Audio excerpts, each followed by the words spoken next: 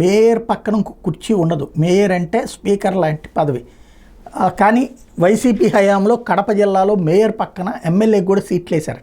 దీని మీద ఆగ్రహం తొలగినటువంటి తెలుగుదేశం పార్టీ తరపున ఇప్పుడు ఎమ్మెల్యేగా గెలిచినటువంటి నాయకురాలు వచ్చేటప్పటికి అక్కడ కడప రెడ్డమ్మని అందరూ ముద్దుగా పిలుచుకునేటువంటి ఆమె సీరియస్గా స్పందించి తనకి అక్కడ సీట్ ఉంచాల్సిందే అంది. ఇటు పక్కన మేయర్ అందుకు అంగీకరించలేదు. వాస్తవంగా దాంతో పెద్ద ఎత్తున రగడ నడిచింది. ఈ లోపుగా కడపలో నిన్నటించి ఫ్లెక్సీ వారు కూడా నడుస్తుంది. హూ ఈజ్ కే జయశ్రీ అంటూ ఫ్లెక్సీలు ఏర్పాటు చేశారు.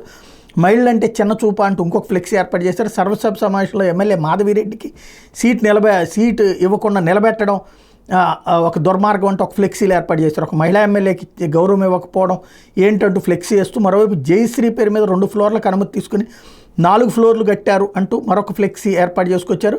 కడప కార్పొరేషన్కి సంబంధించినటువంటి కార్యాలయాల దగ్గర ఈ ఫ్లెక్సీలు ఏర్పడడం అన్నటువంటిది కీలకమైనటువంటి అంశం. రాబోయేటటువంటి రోజుల్లో అక్కడ కనుక వైఎస్ఆర్ కాంగ్రెస్ పార్టీ గెలవకపోతే భవిష్యత్తులో కార్పొరేషన్ ఎన్నికల్లో టోటల్గా కడపలో సినిమా అయిపోయేటట్టుంది. వైఎస్ఆర్ కాంగ్రెస్ పార్టీకి సినిమా చూపించడానికి ఎమ్మెల్యే సిద్ధంగా ఉన్నారు.